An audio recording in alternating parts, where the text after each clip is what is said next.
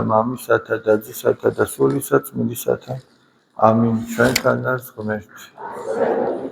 დიდება და მადლობა ღმერთს, რომ გვაძლევს ლოცვის და მსახურების ძალას. ყველას მოგილოცავთ კიდევ ერთხელ დღეს უკვე. მე რამდენი მსახურებაზე ვართ ერთად და მადლობა ღმერთს, რომ ამის ძალას გვაძლევს და ყველას მოგილოცავთ ნათლისღების დღესასწაულს და ყველას გისურვებთ, რომ აი ეს მადლი ნათლისღებისა, რაც ჩვენ მივიღეთ, როდესაც ჩვენ მოვინათლეთ ყოლა წმინდა სამების სახელით, მამის, ძის და სული წმინდის სახელით, ესე იგი შეგვენარჩუნებინოს და არ შეგვებღალოს და ეს არის ჩვენი გადამრჩენელი, ესე იგი. და თუ მაინც რაღაცით დაისვარა ეს ჩვენი სულიერი სხეული, ესე იგი ჩვენი ცოდვებით და ზოგიერთი ცოდვა არა მარტო სულს უნებს, არამედ ხორცსაც უნებს და ზოგიერთი კი არა შეიძლება ყველა ასეც იყოს, მაგრამ არის ისეთი ცოდვა, რომელიც არის უკვე ხორციელიც, არა მარტო სულიერი, არამედ ხორციელი. და მით უმეტეს აი ასეთი ცოდვებისაგან უნდა ადამიანი თავს იკავებდეს.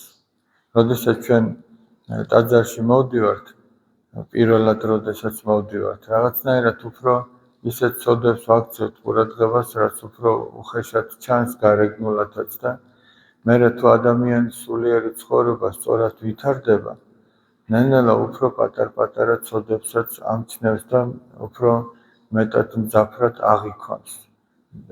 ეს იმას ნიშნავს, რომ მისი სინდისი უფრო მეტად ბასრი გახდა. და რაც უფრო მეტად ბასრი გახდა ადამიანის სინდისი, მით უფრო ადამიანი თავის სულიერ ცხოვრებას უფრო ფაქიზად ეპყრობა და უფრო ესე იგი უფრთხილდება თითოეულ უმცირეს გადაცდომასაც კი უფრთხის, ესე იგი, რომ სინდისი არაფრით არ დაუმძიმდეს. მაგრამ თუ ჩვენ სინდისი დაგვიმძიმდება ღვთის მადლით, მოგვეცა ჩვენ, ესე იგი, შვიდ საიდუმლოთაგან არა მხოლოდ ნათლისღების თუ მიროცხების, არამედ სინანულის საიდუმლო. ნათლისღების და მიროცხების მადლით ადამიანი ხდება ეკლესიის ნაწილი, მაგრამ რომ არ არსებობდეს სინანულის საიდუმლო, მაშინ ერთ-ერთი ადამიანი ვერ გადარჩებოდა და აი მე პირადად რამდენჯერ მithქვამს მადლობა ღვთისთვის, რომ ზოგადად არსებობს სინანულის საიდუმლო და არსებობს აი ადამიანს შეიძლება რომ მოძღვარი ყავდეს. რამხელა ნუგეშია ადამიანისათვის, პირადად ჩემთვის და ალბათ თქვენთვისაც რამხელა ნუგეშია, ესე იგი აი ადამიანისთვის მოძღვარი.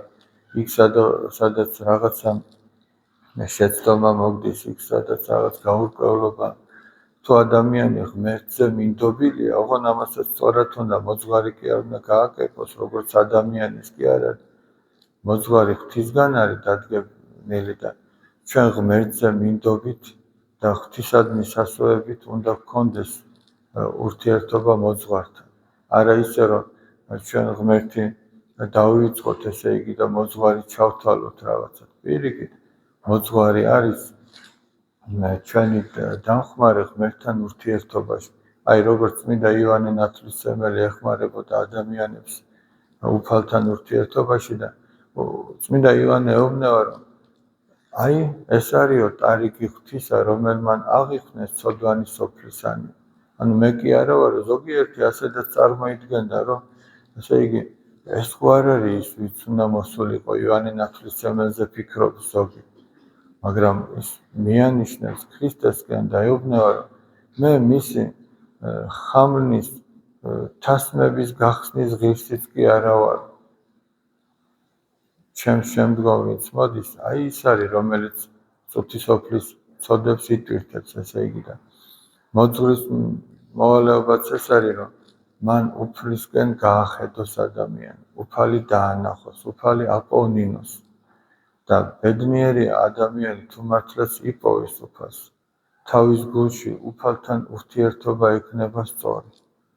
შეიძლება ადამიანს ხორციელად ყველაფერი რიგზე ჰქონდეს, მაგრამ თუ მასსა და უფალს შორის ეს ურთიერთობა არ ჩამოყალიბდა, მაშინ ადამიანი გრძნობს ძალიან დიდ სიცარიელეს. სიცარიელეს გრძნობს და იმ სიცარიელეს ვერც ერთი ადამიანი ვერ ამოავსებს. ის მხოლოდ უფალს შეუძლია ამოავსოს. არავინ არ არის იმ სიღრმე როგორც უფალი, არავინ არ არის ისეთი დიადი როგორც უფალი და არავინ და ვერავინ ვერ ამოავსებს იმ უსკროლს, რაც ადამიანში ჩნდება უფალთან ურთიერთობის შეწყვეტის დროს. დავით მეფსალმუნე ამბობს, უსკრულსა ხადის ხმითა ზეგარდამოს აქანებთავ. ანუ ერთი უსკრული ადამიანია და მეორე უსკრული ღმერთია. ადამიანი ღმერთს უხმობს, ესე იგი.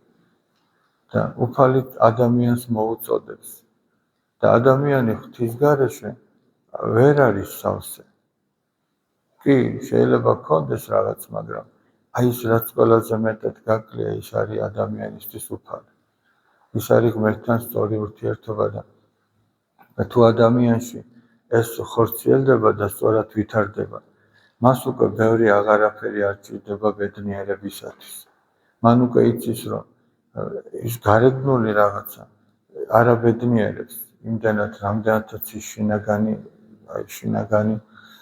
როგორ ვთქვა, კმაყოფილება, შინაგანი იმედიანად ყოფნა თუ აი ღმერთის არსებობას რო გრძნობს ადამიანი და როგორი უბედურია ადამიანი, ღმერთი რომელმაც არ იცის და ღმერთი არ ყავს. გასაჭირში როგორ სასოწარკვეთილია, როგორ ძალიან მალე იბნევა ადამიანი. რაღაცა შინაგანი სიმტკიცე არ გააჩნია ადამიანს.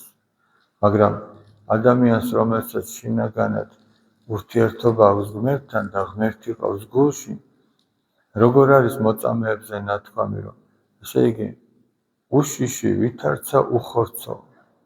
ანუ ის იმდენად მტკიცეა ღმერთის მასში მყოფობით, რომ იმდენად უშიშარია, თითქოს სხეული საერთოდაც არ ჰქონდეს. წარმოიდგინეთ, აი როგორ განამტკიცა. ძალიან კარგად ჩანს აი სულიწმინდის მადლის მოქმედება ადამიანზე პეტრე მოციქულთან დაკავშირებით. თქვენ იცით, რომ პეტრე მოციქულს როგორ უყვარდა უფალი და როგორ ეუბნეოდა, გახსოვთ საიდუმლოს ერობაზე, რომ უფალო ყველამ რომ მიგატოვოსო, როდესაც უფალი ამბობს, რომ ერთი თქვენგანი გამცემიაო, ყველამ რომ მიგატოვოს, მე მაინც არ მიგატოვებ. და უფალი ეთქვის, რომ შენ სანამ მამალი იყიულებსო, სამჯერ უარ ვყოფ. და სამჯერ მართლაც ვერ გაბედა მსახურის წინაშე, მღვდელმთავართა მსახურის წინაშე, რომ ეთქვა, რომ მე ქრისტეს მოწაფე ვარ.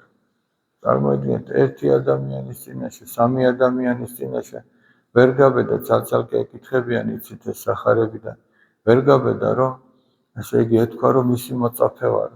და სულ რამოდენიმე დღეში, როდესაც მოხდა სულთმოფენობა, ანუ სულიწმინდა გარდამოვიდა ადამიანებზე, არა თუ ერთი და ორი ადამიანის წინაშე, ათასობით და 10,000-ობით ადამიანის წინაშე პეტრე მოციქული ბანზე გადმოდგება და უქადაგებს და არა მხოლოდ იმას ამბობს მორიდებით, რომ მეც მისი მოწაფე ვარ, რაც თავის დროზე ვერ გააკეთა, არამედ მათ ამხილებს ქრისტეს მკვლელობაში.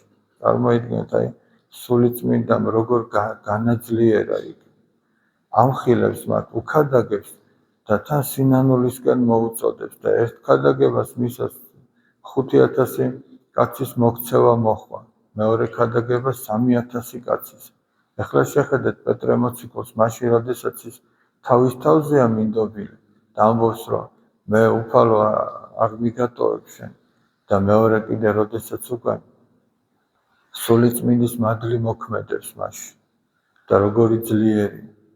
ისე რომ თავით თვისით ადამიანი ვერაფერს ვერ გააკეთებს, როგორც უფალი ამბობს და რაც უფრო სავსეა ადამიანი ღმერთით, ღვთის მადლით, სულიწმინდის მადლით, მით უფრო მტკიცეა.